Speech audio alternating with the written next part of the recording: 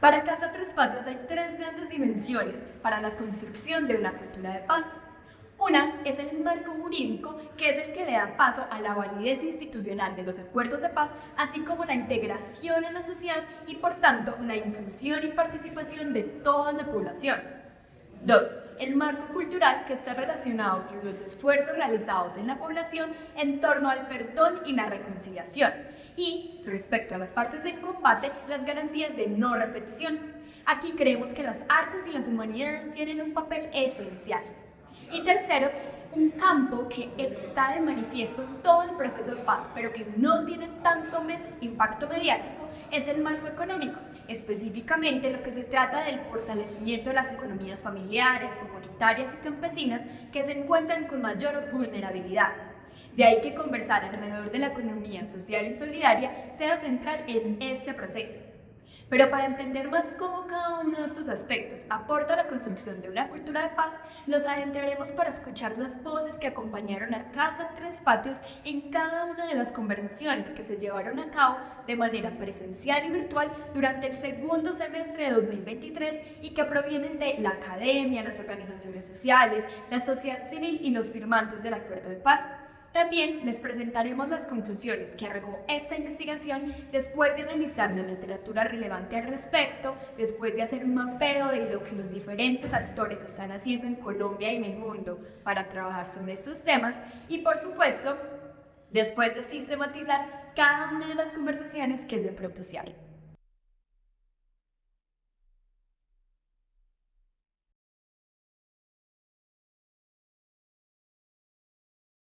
Una cifra que me parece importante traer a colación es que, según el CEPAL, Colombia es uno de los países con más altos índices de violencia en las escuelas. ¿Sí? ¿Eso qué significa? Que hay un patrón de comportamiento social, cultural, en las prácticas sociales que tienen los niños y las niñas, que la escuela es una institución de socialización, en donde se reproducen una serie de prácticas violentas que afectan que los niños y niñas puedan tener un escenario libre de discriminación, libre de violencia. Así como lo ha diagnosticado la Corporación Región y también lo dejó claro el informe final de la Comisión de la Verdad, muchos valores, ideas, imaginarios y prejuicios que alimentaron la guerra se incrustaron en nuestra historia y también en nuestra cultura y han servido para justificar la violencia de unos y otros. Por eso, mientras se mantenga intacta la base cultural y estructural que alimenta la confrontación, no será posible construir una paz duradera, pues los ciclos viciosos de la violencia permanecerán activos. Es aquí donde el tema de la educación en artes y humanidades es clave para la formación de una ciudadanía crítica y ética, así como para la integración social de las poblaciones más vulnerables, como las personas privadas de la libertad, las que salieron de la cárcel, los excombatientes de las FARC-EP, entre otros. Estamos seguros de que, como lo concluyó esta investigación, las artes y las humanidades son un terreno propicio para transformar esos patrones. Sin embargo, hay un diagnóstico preocupante acerca de cómo la literatura, las artes y la ética se han visto desplazadas por el conocimiento científico, en el caso de las clases adineradas, y por el conocimiento mecánico, en el caso de las clases populares. Este enfrentamiento es el resultado de un modelo económico que hace del enriquecimiento y de la ostentación las únicas medidas del valor humano. Entonces, la pregunta en este contexto es, ¿por qué son necesarias las humanidades? Las humanidades, por lo tanto el humanista, se dedica a respondernos quiénes fuimos, la historia, qué somos, quiénes somos, la filosofía, y qué podemos llegar a ser, que es la literatura. Y claro, los humanistas ya han dado algunas respuestas a las preguntas que nos plantea el profesor Eslava, quien introdujo una categoría clave que debe anteceder a la búsqueda de los medios para la construcción de una cultura de paz, y es la confianza, en las otras y en nosotros, siendo la ética el medio adecuado para conseguirla. Confiar es ser capaces de aceptar nuestras vulnerabilidades y compartirlas con los demás. Pues, ¿qué debemos hacer? Confiar. Y confiamos en 1991 en medio de ese derrame de sangre, gracias a organizaciones sociales y a hombres y mujeres que jalonaron esto y que hoy día, pues, lo volvemos a necesitar, más que nunca. Recuperar, rehabilitar, restablecer esas relaciones por ahí les llamarían como capital social, ese capital social. Pero ese término que tal vez entró como en uso y abuso, es ir un poquito más al fondo, y es confianza. Y la generación de confianza es un proceso en el cual la educación tiene un papel fundamental, ya que en las sociedades que viven procesos de construcción de paz existen 3 sentimientos predominantes: la sospecha, la indiferencia y la distancia. Bueno, es central y es la reconstrucción del tejido social. O sea, finalmente no podemos ignorar que muchas de las barreras que tenemos en los proyectos asociativos vienen de ese vínculo tan frágil, de ese vínculo social tan frágil que tenemos, que está cruzado por la violencia, que está cruzado por todo eso, por toda la guerra que hemos tenido en el país, y que es muy difícil todavía confiar en la otra persona, ¿cierto? Entonces, hacer proyectos asociativos es totalmente contracultural, contrahegemónico. Lo cierto es que aún no hemos desarrollado la capacidad de imaginar y promover la paz en el ámbito público.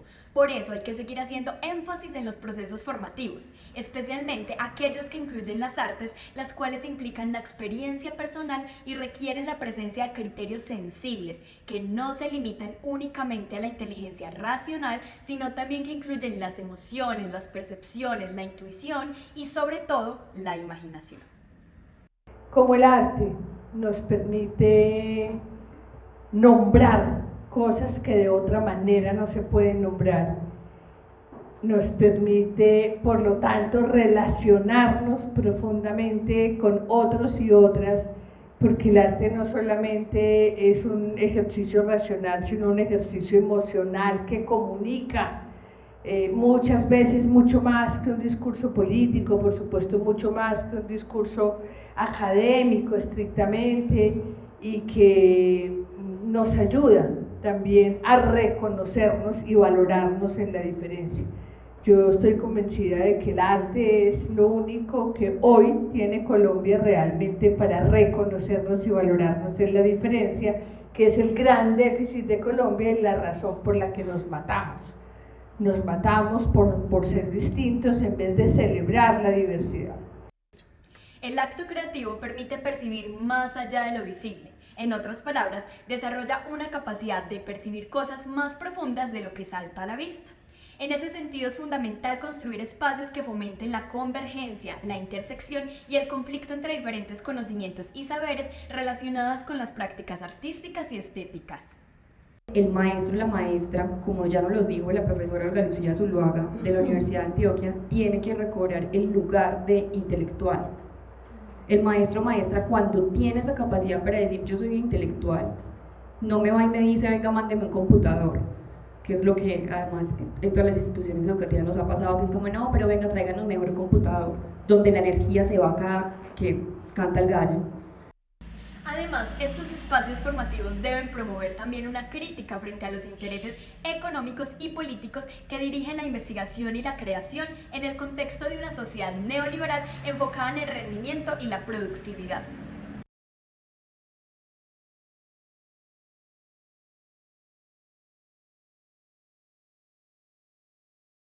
Uno de los retos para la construcción de paz está relacionado con el funcionamiento del modelo económico actual.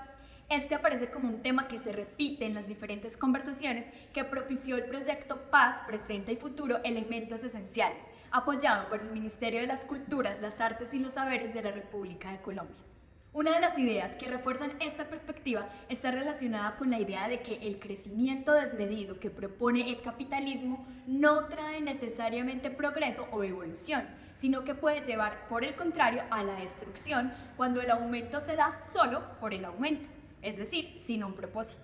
Y esta mirada, como también lo menciona la Comisión de la Verdad, da cuenta de cómo el hecho de que Colombia se tenga tan arraigada en la concepción de ser considerado un país valioso únicamente por la explotación de sus recursos naturales, ha impulsado la expansión de un modelo de desarrollo basado en el extractivismo, a menudo implementado mediante tácticas coercitivas y armamentísticas.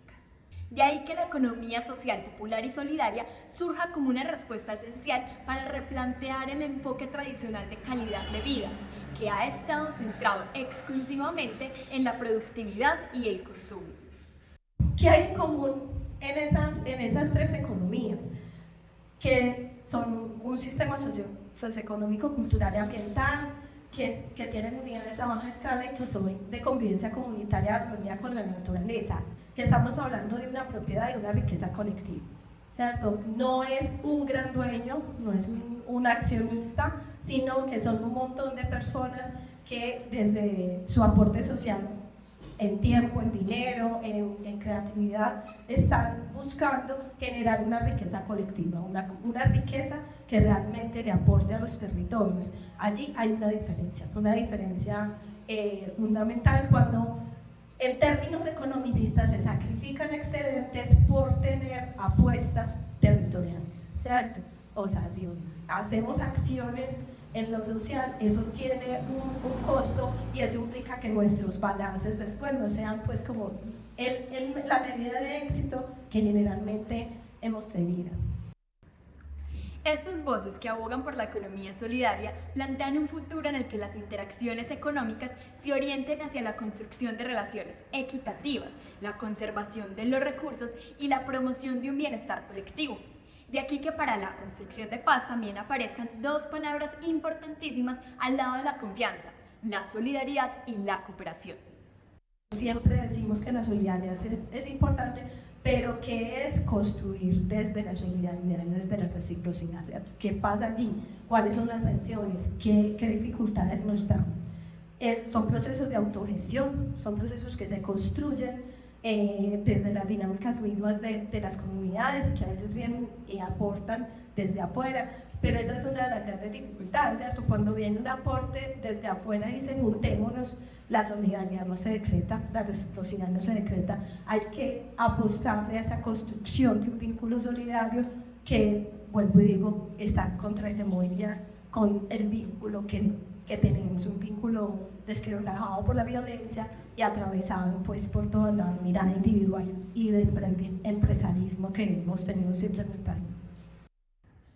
Dentro del marco económico y su papel para la construcción de paz, hablamos específicamente del fortalecimiento de las economías familiares, comunitarias y campesinas que se encuentran con mayor vulnerabilidad ante el inminente cambio climático y los efectos perversos de una sociedad capitalista donde las grandes empresas cada vez más consolidan monopolios y ejercen su poder del mercado en la sociedad.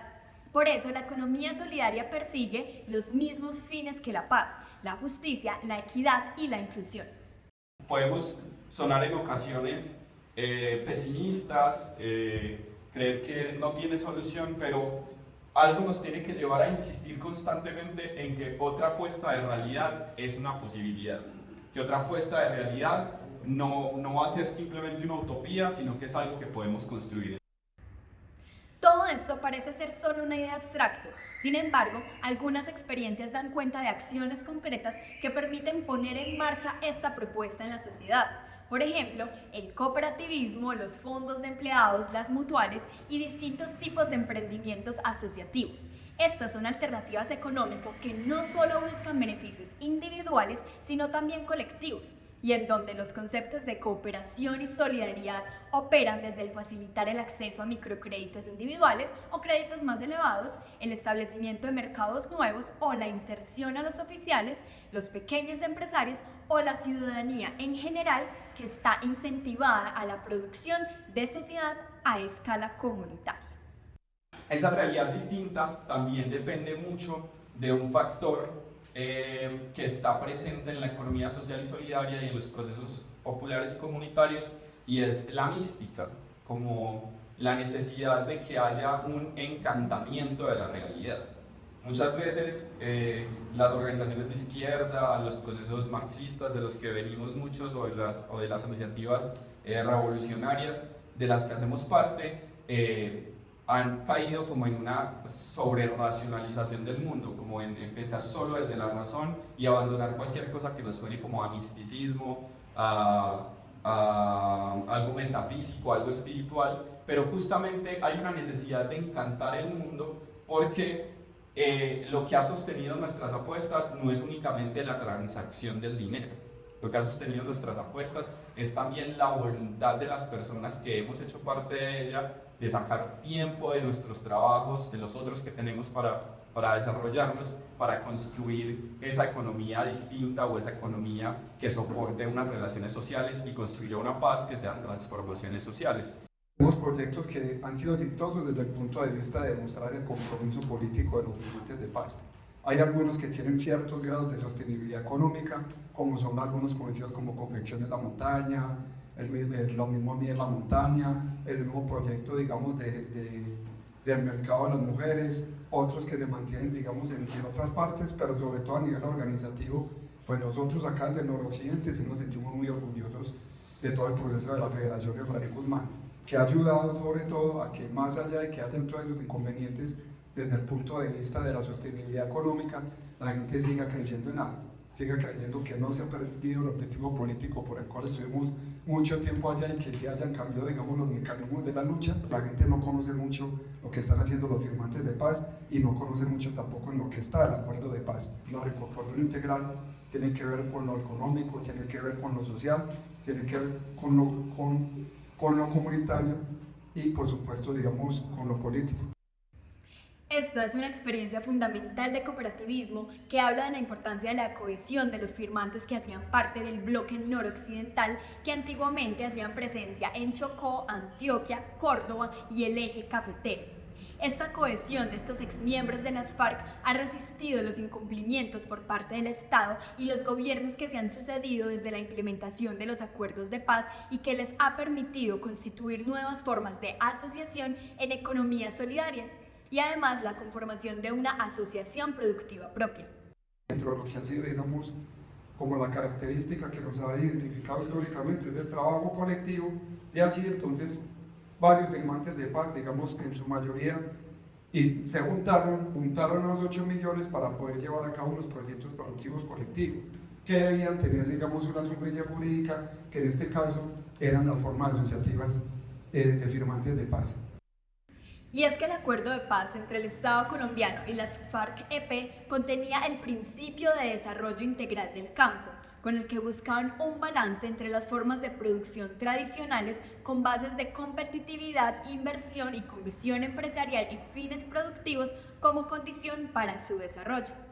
Creemos que este fortalecimiento puede plantearse desde la noción de la economía solidaria y el cooperativismo, y por lo tanto ampliarse del ámbito rural al ámbito urbano, cubriendo así, como ya lo han venido haciendo, las microempresas y cooperativos de cartoneros, recicladores y toda clase de oficios. Sin embargo, estamos ante retos significativos que han impedido en la sociedad colombiana una mayor aceptación y arraigo de las economías solidarias, campesinas y de trabajadores de oficios varios de las ciudades. Además de las barreras impuestas por las grandes empresas y por la inacción estatal, pueden contarse otras relacionadas con el nivel de cultura ciudadana y de integración comunitaria, como el bajo nivel de solidaridad, la falta de asociatividad, el individualismo, la pérdida de los lazos sociales y la dificultad para convivir y producir colectivamente. Por eso, la palabra clave que aparece transversal a este tema de nuevo es la confianza, para superar así estas barreras de tipo cultural.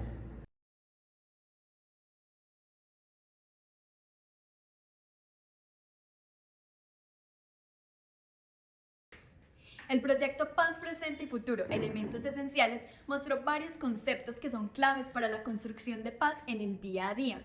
Sin embargo, los actores de la academia, de las organizaciones sociales y culturales también han dejado ver que el reto es grande, y más cuando se parte de un hecho estructural que ha estado por siglos presente en la sociedad colombiana, y es la desigualdad, la cual se manifiesta con la incapacidad de la sociedad de integrar plenamente a todos sus habitantes en las dinámicas sociales, económicas y culturales. Sabemos que la inequidad ha generado una serie de barreras que a su vez, como en una cadena sin fin, también han sido el detonante de niveles de violencia extraordinarios que llevaron, por ejemplo, a que Medellín llegara a ser conocida como la ciudad más violenta del mundo. Y dentro de todo eso, entre la población afectada por la violencia, especialmente la urbana, un grupo destacó sobre los demás: los jóvenes, los cuales constituyen anualmente la mitad de las víctimas de homicidios en Medellín, a pesar de representar tan solo la cuarta parte de su población. Y valga la pena mencionar que esto fue aún más grave en los sectores de la ciudad que tenían persistencia en la desigualdad y pobreza económica, como la zona nororiental, centro-oriental y la comuna de San Javier. Los jóvenes de dichos sectores fueron instrumentalizados por las estructuras delincuenciales, asesinados al rehusarse a integrar estas organizaciones o desplazados de los sectores donde tenían todas sus redes familiares y afectivas. Otros segmentos poblacionales que han sido a su vez estigmatizados e excluidos de los espacios formales y de esparcimiento de la ciudad e incluso en algunas ocasiones objeto de exterminio por contravenir la idea de una ciudad pura y ordenada. Entre ellos es posible mencionar a los habitantes en situación de calle, la población transgénero y los llamados raperos, así casi todos jóvenes de entornos vulnerables, además de las mujeres trabajadoras sexuales. Sin embargo, la sociedad no se ha quedado quieta y desde muchos sectores se ha luchado por la inclusión, desestigmatización y el reconocimiento de esta población. Y esto lo han hecho especialmente organizaciones sociales y culturales que han entendido que si no generamos espacios de inclusión y desestigmatización, será muy difícil que la violencia se detenga. Y un ejemplo de esto ha sido el trabajo que se ha realizado en Medellín. Muchas de las organizaciones de la época de los 90 son las responsables de que Medellín hoy no tenga esa violencia tan organizada como la teníamos antes. Y eso le duele a las organizaciones o a un Estado, a alcaldes, gobernadores, les duele mucho decirlo y reconocerlo.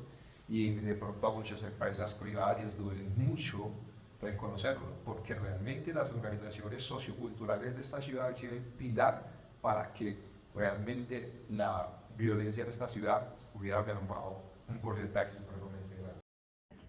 Este es el testimonio de una organización como Crew Peligrosos, pero también la de Melissa Toro de Putamente Poderosas, quienes han dado pasos para luchar contra la estigmatización y que han dado un espacio importante para el reconocimiento de la diversidad, de la humanidad de las y los otros, incluso desde el lenguaje, que como lo dice la Comisión de la Verdad, en Colombia durante mucho tiempo se ha establecido el uso de determinadas palabras o metáforas como herramientas para clasificar a los otros y las otras, para justificar su exclusión.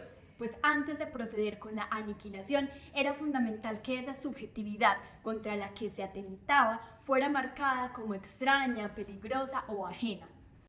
Empezar como a quitarnos todos esos prejuicios y como toda esa desigualdad con la que nos han formado y nos han dicho es que las trabajadoras sexuales son peligrosas, son esto, son lo otro, y es un espacio donde las humanizamos y donde salimos completamente conmovidos de las historias y de los cuentos y del chisme que se empieza a echar en este espacio. Entonces siento que es un espacio que enamora y coquetea fuertemente al público, donde también han ido personas como con historias y con posturas contrarias a la de Putamente, pero entienden el trabajo de Putamente, que es la humanidad. O sea, nosotras no somos de la humanidad y les aseguro que tenemos el mismo fin de las otras posturas, de generar dignidad y de generar derechos para las mujeres y para sus familias. La falta de reconocimiento puede conducir a la exclusión social, creando fisuras en la cohesión y en la equidad. Así, pensar en la paz es poder desarrollar una visión práctica de ella, que ha de estar enlazada con ese reconocimiento de una historia de agravios y dolores como fruto de las inequidades, de las desigualdades sociales y del escalamiento del conflicto. Otra pista para la construcción de paz está entonces en el poder de la palabra y especialmente de las historias, pues el poder visualizarlas pero también detenerse a escucharlas nos permite desarrollar una mentalidad ampliada para no estar encerrados en nuestra visión autorreferencial y desde ese punto ser más conscientes de la contingencia de las propias convenciones sociales, de la diversidad de formas en las que se desarrolla la vida humana, pero también más sensibles, y este es un punto clave a la noción de una dignidad común compartida. Una cosa que hemos visto es que cuando las personas conocen ese lado humano de las vivencias y las barreras que esta población vive, por lo general la gente tiene mucha apertura y empieza como a cambiar sus prejuicios, los temores que tiene frente a la población desvinculada. En este punto aparece de nuevo la imaginación como concepto importante y que da cuenta de cómo todos estos temas están interconectados y son necesarios para construir una cultura de paz. Y es que el cambio de rumbo de la humanidad no se centra en las estructuras de gobernación política, económica o social, sino en la capacidad de la comunidad humana para utilizar nuestra imaginación moral, es decir, la capacidad de dar vida a lo que aún no existe, que es la fuente de la inspiración. Pensamos que el arte obviamente es un movilizador y un catalizador, pero no lo puede ser todo. El arte tiene que ser una herramienta, ¿no? Entonces justamente nace como de esa necesidad de hablar de derechos humanos, pero sobre todo de hablar de un tema que nos ha incomodado a todos como sociedad. Una sociedad cómoda, neoliberal, una sociedad que hace pero luego esconde completamente la mano. Y es empezar sobre todo no hablar por ellas, sino hablar con ellas. Sabemos que es necesario superar los patrones destructivos arraigados en el conflicto prolongado y por lo tanto es muy importante explorar la supervivencia del talento y el don artístico en los lugares afectados por la violencia, reconociendo que el arte y el alma juegan un papel fundamental en la transformación de la sociedad. Así, para lograr un cambio se hace necesario no solo comprender el impacto de la violencia, sino explorar el proceso creativo como una fuente que nutre la construcción de paz. Mejor dicho, pensar cómo el arte puede aplicar al cambio social donde la imaginación y el descubrimiento son cruciales. Veía el desafío de que eso no podría pasar y que el conocimiento, y sobre todo el arte, se debería democratizar. O sea, que cualquier persona pudiera acceder a estos recursos para simplemente como generar oportunidades, dado la situación del barrio en que yo vivía. La calle tiene dos versatilidades: si usted se quiere dejar consumir de la calle, o simplemente cómo la calle se convierte en una herramienta para usted poder, a través del arte, poder expresar un montón de cosas. Así, el arte urbano, por ejemplo, ha sido utilizado como una estrategia para hacer frente a la violencia y promover un sentido de pertenencia en la sociedad. Además, se resalta la importancia de la educación artística en la formación de ciudadanos y ciudadanas críticas y comprometidas con una construcción de una sociedad más justa y equitativa. Se reconoce entonces el poder transformador del arte como una herramienta para promover la reflexión, el diálogo y, por supuesto, la transformación social.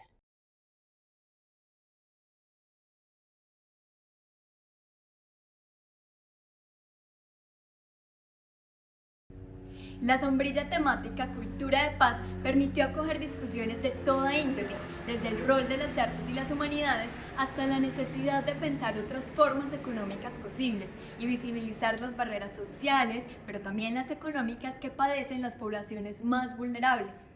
Esto, junto con la socialización de experiencias que actualmente toman lugar en el territorio nacional, permitió acercarse a la realidad de cientos de miles de colombianos que carecen de las oportunidades mínimas, así como de formular alternativas para la superación de las barreras mencionadas y la integración de toda la población, mediante la reconstrucción del tejido social. Es importante no dejar pasar que para superar los desafíos que se le presentan a la paz se requiere un enfoque integral que involucre a la ciudadanía, las instituciones estatales y la sociedad civil en la promoción de esa cultura de paz, de la integración social y de la equidad económica.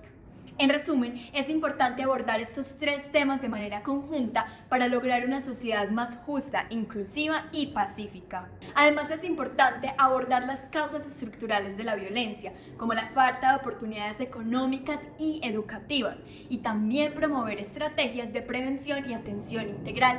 Aquí queremos resaltar el potencial transformador del arte y la cultura como formas de expresión y resistencia, así como herramientas para promover la reflexión y el diálogo que pueden contribuir en la formación de ciudadanos críticos y comprometidos con la construcción de una sociedad más justa y equitativa.